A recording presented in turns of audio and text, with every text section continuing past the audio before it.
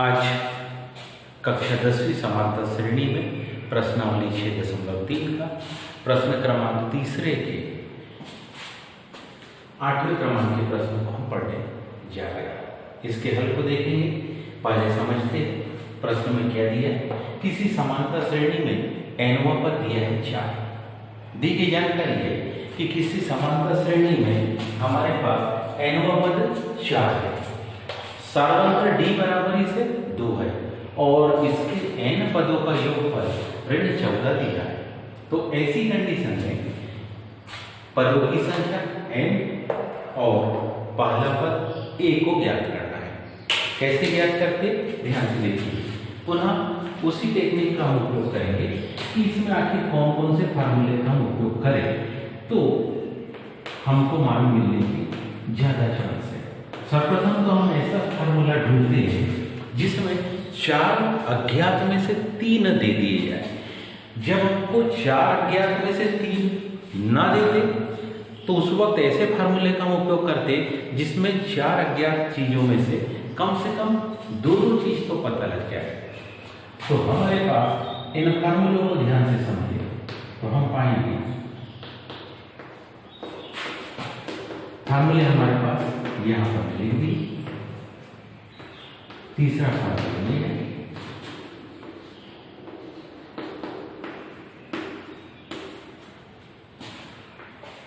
ध्यान से देखिए तो पहले फार्मूले को अगर हम एनवें पद का उपयोग करते हैं तो हमारे पास एन का मान 4 दिया है, डी का मान 2 दिया है। 2 चीज हमको नहीं मिलेगी, ना तो पहला पद मिलेगा और ना ही एन मिलेगा। ये दोनों को तो ज्ञात करना ये और दूसरे फार्मूले का उपयोग करेंगे तो Sn का मान मिल जाएगा और यहाँ D का मान मिल जाएगा, पर यहाँ भी A और N का मान नहीं मिलेगा। तीसरे फार्मूले का हम उपयोग करते तो Sn का मान मिल जाएगा और An का मान मिल जाएगा। लेकिन दूसरे और तीसरे में तुलना करें तो हम पाते हैं कि ये तीसरा फार्मूला ज्यादा आसान है। हम तीसरे और पहले फार्मूले का उपयोग करेंगे। कोई भी फार्मूले का हम पहले उपयोग कर सकते। समांतर श्रेणी का एनवा पद पहले लें, ये समांतर श्रेणी के एन पदों के योगफल। इससे उत्तर में अंतर नहीं आएगा। अंतर सिर्फ इतना ही आएगा कि किसी का वो समीकरण 1 होगा तो हमारा समीकरण 2 होगा, बस। लेकिन इससे उत्तर में कोई विशेष अंतर नहीं आता।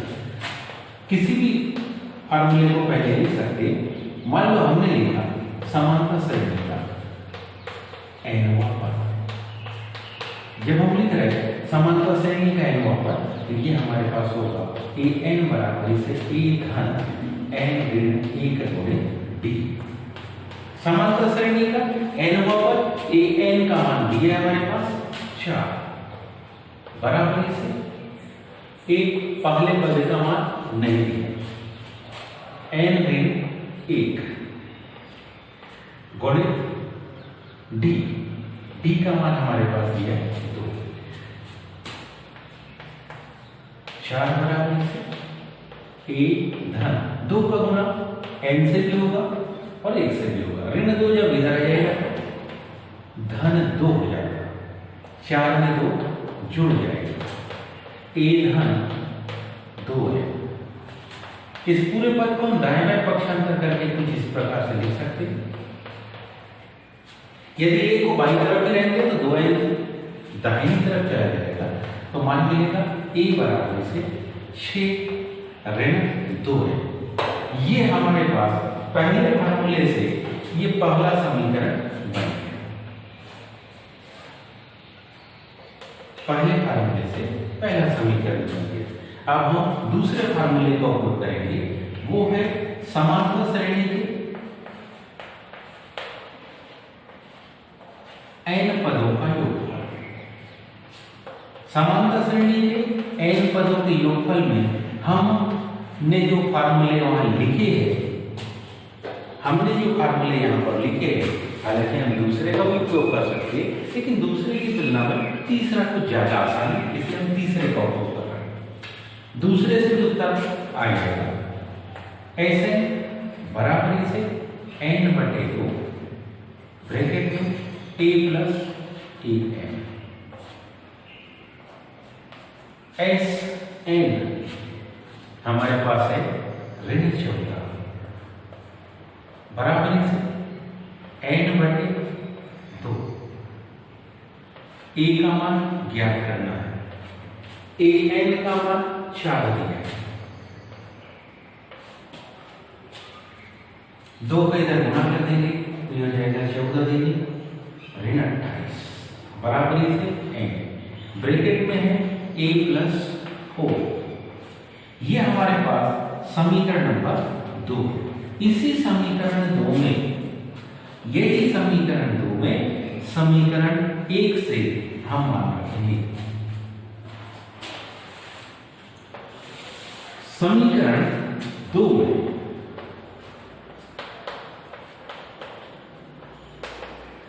समीकरण 1 से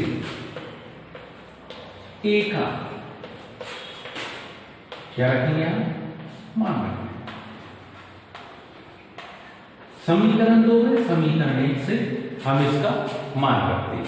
मान रखने पर ध्यान से देखिए, मान हमारे पास है a बराबर से, मान हमारे पास है a बराबर से 6 ऋण 2n। इस मान को हम यहां पर प्रतिस्थापित करेंगे। ये मान को जैसे हम प्रतिस्थापित करेंगे तो मान हमारे पास आ जाएगा ऋण 28 बराबर से n यथावत रहेगा। एक ही जगह पर 6 ऋण 2n धन 4।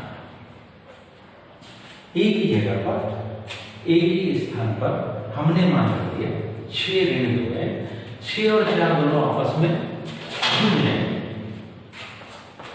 ऋण 28 बराबर से n। 6 और 4 10 ऋण 2। पूरा का पूरा ये पद पहले n का हम गुणा कर लेंगे, फिर दाएं बाएं पक्षांतर कर देंगे। 10 का n में गुणा, n का ऋण 2n में गुणा। इस पूरे पद को इधर पक्षांतर करें, ऋण 28 को यथावत रहने दें तो मान मिलेगा 2n²। 10n धन से ऋण हो जाएगा। ऋण 28 बराबर से 0। हम जानते हैं 2 का तीनों पदों में भाग जा रहा है, तो 2 का भाग देने पर n²। 2 5 10 ऋण 5 है। 2 1 2 2 चौके 8। यहां पर हमको कुछ इस प्रकार की संख्या का चुनाव करना है कि जिन दोनों संख्या का गुणा करने पर ऋण 14 है और जोड़ने पर ऋण 5 है। वर्ग समीकरण हालांकि बन गए, यह हम स्वतंत्र है, सूत्र विधि का भी उपयोग कर सकते, गुणनखंड विधि का भी उपयोग कर सकते। तो ऐसी दो संख्याएं 7 और 2, ऋण 7 है धन 2 है, 7 दूनी 14, ऋण 7 धन 2 का अंतर ऋण 5 के बराबर। पहली दो संख्या से n को कॉमन लिया तो n ऋण 7, बाद की दो संख्या दोनों में 2 का भाग जा रहा है तो n ऋण 7 बराबर से 0। दोनों पदों से n ऋण 7 को यदि कॉमन निकाल लेते तो पहले में बचेगा n धन 2 बराबर से 0। यदि हम जानते हैं कि इन दो पदों का गुणनफल 0 है, मतलब अवश्य उसमें से एक संख्या 0 के बराबर होगी।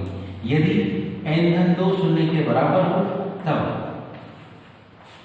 n का मान ऋण 2। हम एक और तथ्य जानते हैं, क्योंकि पदों की संख्या